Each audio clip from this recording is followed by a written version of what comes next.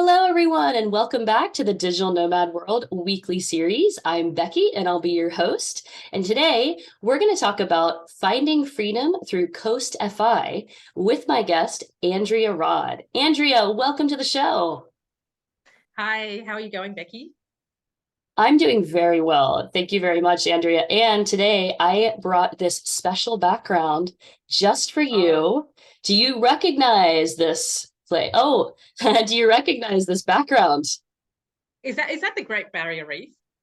It is, yes, because I know you're in Australia right now. Yes, I'm going to yes. try to start doing this. I want to put some backgrounds based on where people are. So here you So are. we've This got, one's yeah, for you, Andrea. thank you. I have been to the Great Barrier Reef. Yeah, worth going. Yes. Yeah. Yeah, I have once and it was wonderful. So, all right, Andrea, can you first tell us about your background and how you finally quit your job and started your travel journey? Yeah, so I've got about 15 years experience working in the finance industry. So starting off working in operations and then moving into project management and then a little bit of reporting and governance. So that was my work background. But during those years, I've kind of done a few working holidays. So just before I started working in finance, I did a working holiday in Canada, and because I've always loved travel, so I was trying to balance both side of things. So the other, and then about during that time also, I took some time off and I did a working holiday in the UK, which is a popular option for Australians because we get a working visa there. And then sort of came back to work and just really got into my career and working in different roles and in different projects, and kind of travel kind of went to the back burner because when you're really busy, and especially when you're living in Australia, Europe and um, South America is a really long plane ride away. So it was really hard for me to get time off to travel. And so I was kind of struggling with the, career and the wanting to travel part of my life. And uh, so what I did was I started looking at different options of sort of how I could make things work, and I discovered sort of like digital nomads. But then also at the same time, I kind of discovered like the FIRE concept, which is financial independence, retire early. And so I started reading all these blogs because I was like, because at the same time I was always saving money to travel, so that was always in the back of my mind. And I was like, oh, gee, this is like really, really interesting because it not only is it like travel, but it'll give you more options to do different things. And one of the things I really always wanted to do was to volunteer in Latin America because I'd done a big trip there and I actually met some people who were volunteering. And so there was all these things that I was looking at, but the fire one really stuck out in a way to really create the freedom that I was searching for, and freedom really to try different things, maybe change jobs, maybe work remotely. Um, and so that really, I got serious about that and started reading and learning how to invest. And that was really what gave me, I think, the confidence to just, okay, I'm going to quit my job now. I'm going to try out all these things now because I feel like I've got a little bit of financial security behind me. Yeah, I have heard of the FIRE movement. I don't know if all of our viewers have. Can you explain just an overall concept of what FIRE in general Yeah. is? So FIRE is based on the concept that um, what you really want to do is work out, what are your expenses each year, and then what you want to do is really invest, and then those investments, whether it be property or shares, will create an income stream for you. And when that income stream is enough to cover your day-to-day expenses, then technically you're financially independent. So you're not relying on a job to meet your day-to-day expenses. So that's the basic concept there, and there's a whole lot of different types of fires, and everyone's got um, different expenses, or they different requirements about how much they need to make from those investments to cover their expenses. But really, it's just when you get to that point where it covers your day-to-day expenses.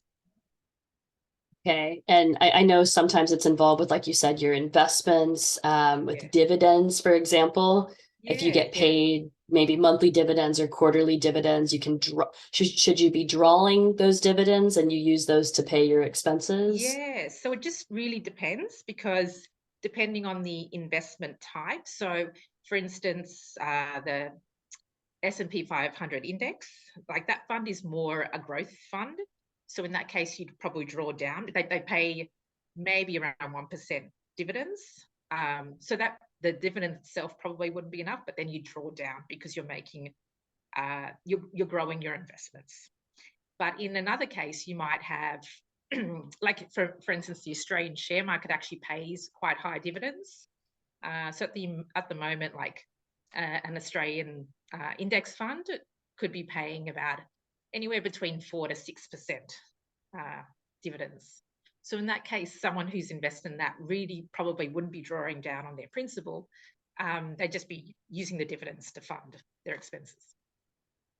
That sounds like a So dream to you can, me. That sounds but great. I mean, yeah, the good Yeah. thing is you can structure it if you kind of, if you're more, if you don't like sort of the ups, you know, because the stock market is kind of volatile at times, and a lot of people feel comfort in just sort of, oh, I'll just use those dividends that are coming in. I don't have to work out when to draw down on my investments, for instance.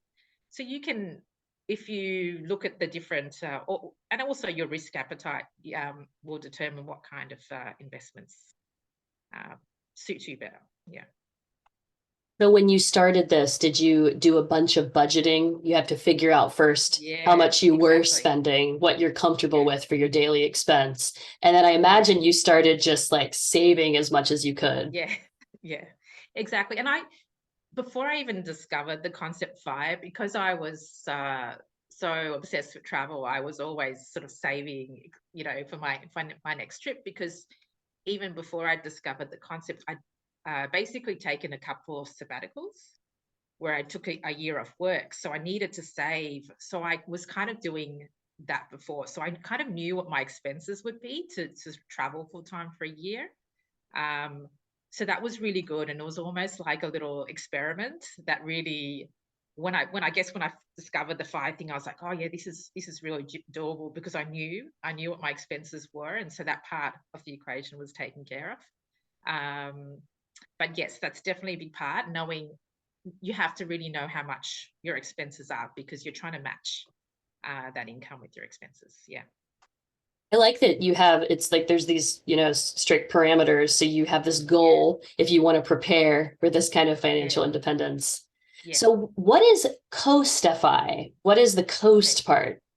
Yeah. So then after I discovered the initial fire movement and philosophy, I started sort of going down the rabbit hole of reading from different blogs and what people were doing, and started discovering all these different types of fire. So there's fat fire, which is people are like, oh, it's more about really increasing your income, maybe through a business that's going to generate income for you.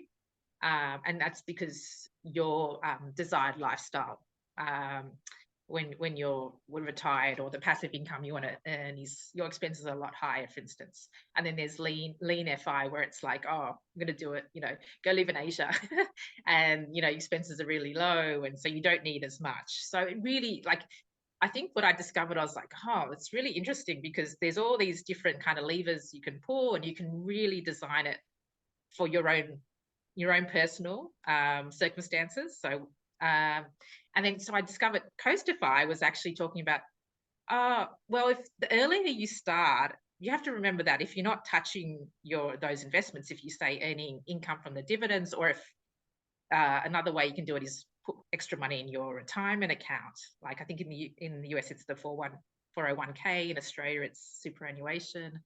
And so then what they're actually saying is, if at a certain point you've actually saved enough in your investments, that's going to compound, like it's going to keep growing over time.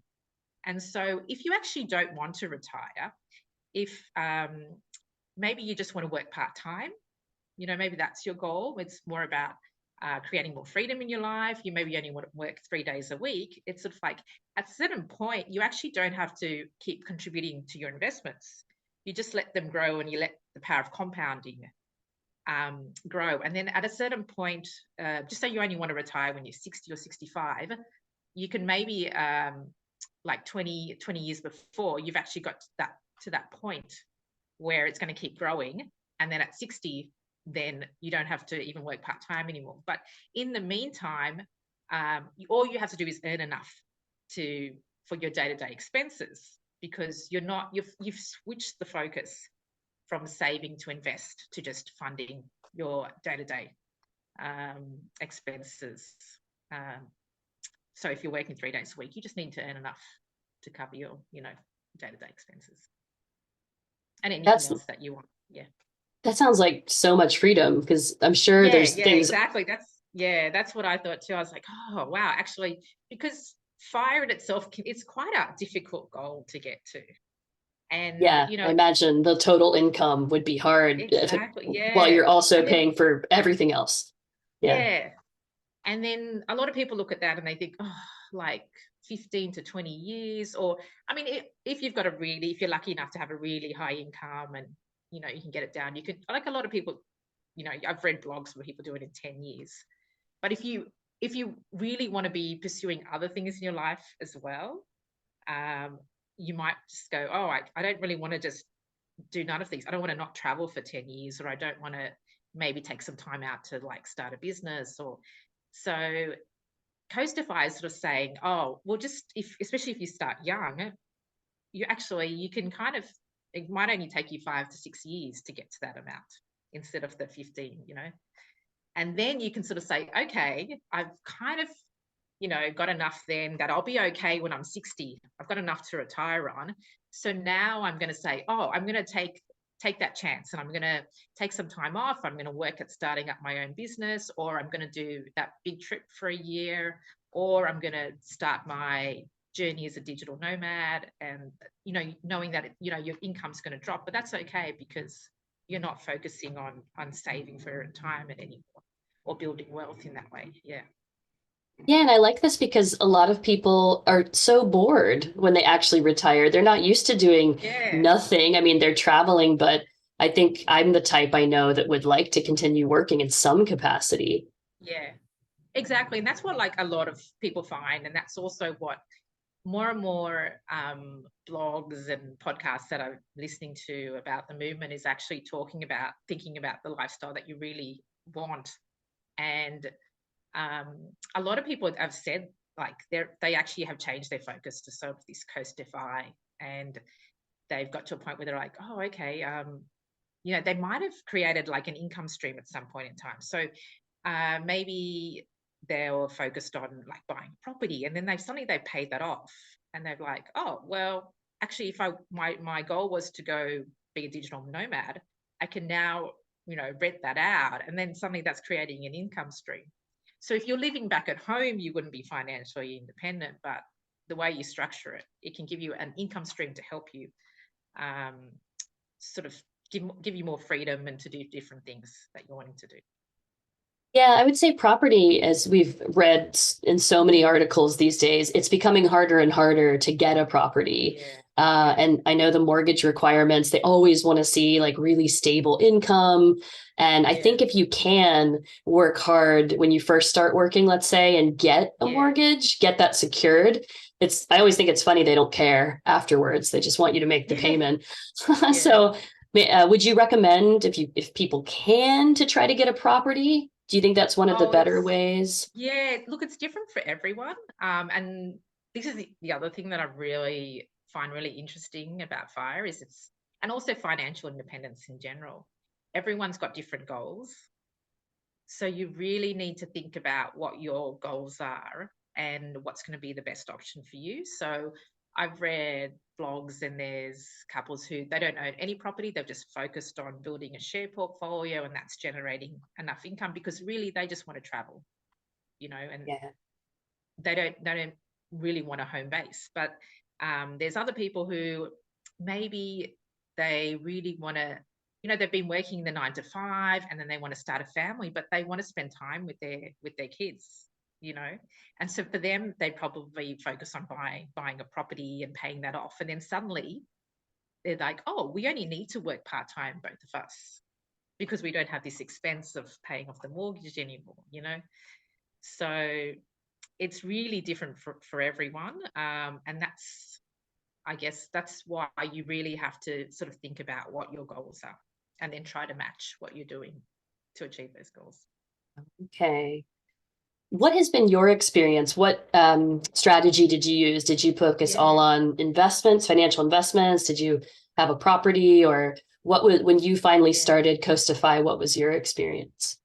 Yeah. So my experience, because I was sort of working in Sydney, and I think I hadn't really thought about working besides during the working holidays. I think after the second working holiday was in London, I just came back to Sydney and I just kind of thought, I'm going to focus on my career now. So I just bought a property because it made sense to me, because, you know, I was working, I could afford the mortgage, you know, I had a stable job. So, and um, also my parents were also like, they were always telling me, oh, you should buy property. And I think friends started buying properties. So I was like, oh yeah, I should do that. That makes sense, you know. And so I have to say, I don't think I really planned it or anything, because I wasn't really thinking about financial independence at this point. I think I was just like, oh, you know, that makes sense. I need a place to live, you know. Um, and that really helped me. And so then I just focused on that, and then uh, was working a lot and, you know, working a lot of overtime because I was working on projects. So yeah, just got really into work and career, and then started just paying off that mortgage and putting as much as I could into it, because then the other goal that I had in mind is I wanted to go traveling. So I was like, oh, if I can pay off as much of this mortgage, then the next thing I really wanted to do was travel. So I wanted to save up money for that. So I was kind of, yeah, really focused on saving just to meet those two goals that I had.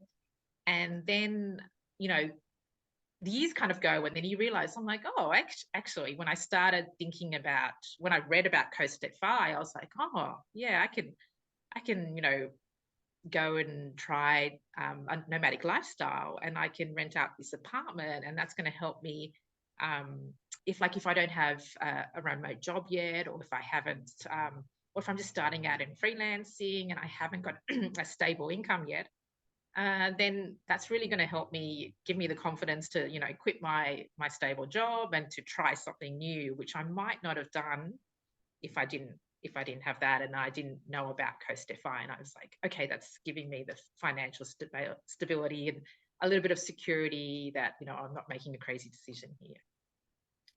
I'm so glad you had that, and it gave you the confidence to really start Yeah, this Coastify plan. yeah, When you started traveling, what kind of experiences did you have? And could you give me an example of like jobs you can get when you travel and start this lifestyle? yeah. I think, well, just I'll probably go back to sort of say 2015 was when I really started to. So what happened was I wanted to do some volunteer work in Mexico. So I'd been back from London, and I'd been working for about, or no, it was like 5 years. And I was like, oh, I really want to do some travel again. And so that's when, so I kind of talked to work and arranged for some time off. And that's, I think, the first time that I really started to think about, because I met, when I was in Mexico and I was doing my volunteer work, I met all these different people. Some of them were working remotely, and other people had just moved to Mexico, and people were doing all these interesting things. And it really opened up my mind, and I was like, oh, okay, wow. Like, it sort of got my brain ticking over. And shortly after that, when I got back home, is when I discovered the whole financial independence. Um, so so that experience really of going, like getting out of my, you know, like my comfort zone, and getting out of my 9 to 5 job, and then like being in this new environment, so living in another country.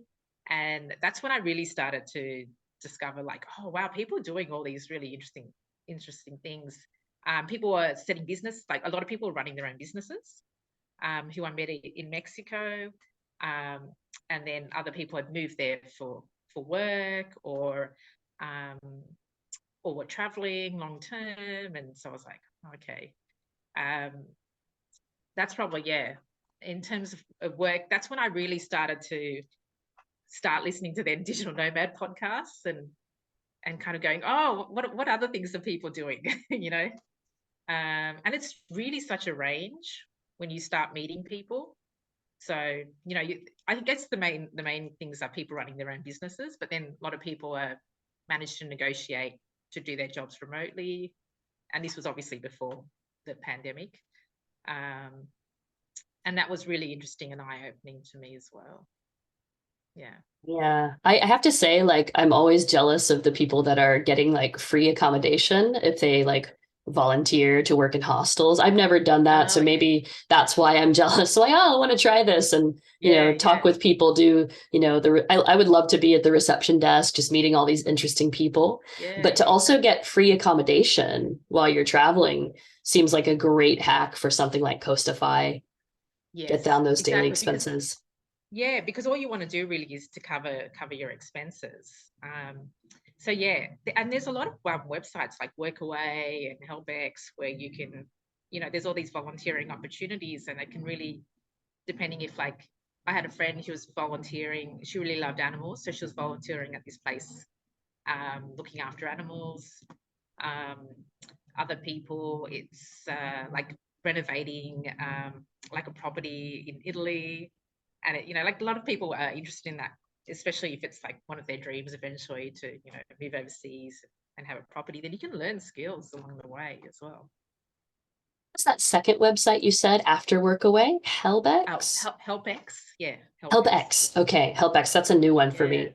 yeah, I'm also wondering if I don't know if you have these numbers off the top of your head, but I know you recently were in Mexico for a few yeah, months.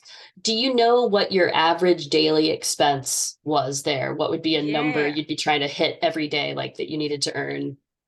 yeah. Mexico is really interesting because I was actually there. Well, sorry, I was there in 2015, but it's really changed a lot because of like post-pandemic. Because a lot of Americans are now working remotely, so costs have actually gone up a lot in Mexico compared to say Okay. early 2020 or 2019. Um, so I think it would cost you maybe, so I know obviously I'm trying to convert it to US dollars here, but I think maybe about to rent a one bedroom apartment. I was in Oaxaca, for example. It would probably cost maybe about 500 US a month. Okay. But then I spoke to people who Mexico City and Playa del Carmen, and they said prices had kind of doubled from like 2019 or during the pandemic. Um, so Mexico City is a lot more because just population wise is more demand. So that would probably be close to maybe 1,000. Oh no, 750 or 800 US a month, I think, roughly. Okay. And So also obviously it depends on the area. Yeah, yeah, So on a daily rate, and I know this can really fluctuate. And if you have yeah, friends in Oaxaca, it's even better. You can stay with them, yes. but you're talking like 25 to $30 a day for accommodation. Okay. And then I'd say like the food on top of that, if and Yeah. your entertainment, I'm guessing like would it be would $50 a day or $60 a I think you day probably be need around it. I that? think yeah, around the 50 to 60. Yeah. Okay. I mean, I think accommodation now will be your most expensive thing because that's what's really gone up a lot. Our food has as well, but I mean, it's still, you've got the whole options from, obviously street food and going to the markets versus, your fancier restaurants, for example. So you can control that a lot more. But I guess, yeah. I think the good thing is like just if you do your research on how much accommodation, because that's the one thing that's probably gonna, yeah, and be the most part of your budget. Yeah. Yeah, that's why I think volunteering or something in a hostel or getting that Yeah. free accommodation, you could coast on for several more years if you could Yeah. find all those You hacks. really could actually, yeah. And then obviously deciding where you want to stay as well, like going to lower cost of living places, places where it's So Do you, there's do you yeah. know roughly? I know we actually spent some time in Bonsko, Bulgaria, Okay, yeah. which comes up a lot Yeah. on the show. Do Yeah. you remember roughly, and sorry to make you convert to US dollars, how much Yeah. your without your accommodation cost there, how much you were spending on a daily basis, like Oh, for not including food and accommodation. not including accommodation, because I know that can Oh, vary for people. yeah. Oh, okay. Let's see. Maybe about 20 US a day. That's about what I spent actually. Like Yeah. Yeah. $10 or 15 was possible for dinner, but lunch was always quite Yes, cheap. exactly. And Yeah. Yeah. in a place like Bonsko, the entertainment just makes itself because you meet so many people, Yeah, which is exactly. another Yeah. thing I think to take Yeah. into consideration. Like Yeah. what, I think that food in the US or Australia, like big cities, it's become so expensive. But if you go to these Exactly. places with street food, like you mentioned, it's also a way to save big on costs. Yeah. Not to mention cooking for yourself, but yeah, Yeah. that can be a challenge in some places. Yeah, exactly. Yeah, because you don't know what the kitchen setup's going to be where you're staying. And also, if you're there for a short amount of time, like, you don't want to buy all the ingredients, like in terms of specialty. Like, so you're a bit limited in what you're preparing. So you find yourself you're going out to eat a bit more. Yeah. Do you have any? Okay, I think this is something most people might think about if they start to get into Coast FI or fire. Yeah. What if there is a black swan event and the Yeah. S&P takes a Yeah. big turn, or something happens to the property due to, let's say, a Yeah. natural disaster? Yeah. Should we also have some kind of emergency fund? Is that what they Yeah. preach in this Exactly. kind of movement, or? Yeah. Yeah. So the first thing that you would do on your sort of, I guess, financial independence journey is really to build up your emergency fund before you start investing. Okay, is So that that's the about first six thing. months of, would you say like 6 months of your Yeah, monthly expenses is a good there's lots of target? discussions about this, but it's really depending on what you feel comfortable with. Okay. So like for instance, if you know that, okay, if something happens, I can always go home and I can stay with my sister, I can stay with my parents, or, you've got that option. Some people might go, okay, I only need 3 months, or, I mean, I would say probably 6 months is a really good amount, but it also depends like what your risk appetite is, what you're willing to, because everyone's a little bit different. I think 6 months is a 6 months of living expenses to cover, especially I think if you're making like a big change, like quitting your job, for instance, or then you'd want to, have that up your sleeve in case of emergencies.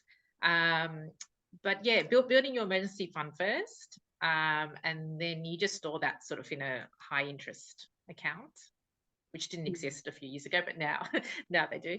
Um, and then that helps you. So in that, what you're saying, in the black swan event where the market really dives, and just say your main investments are the S&P 500, you don't want to draw down during this time.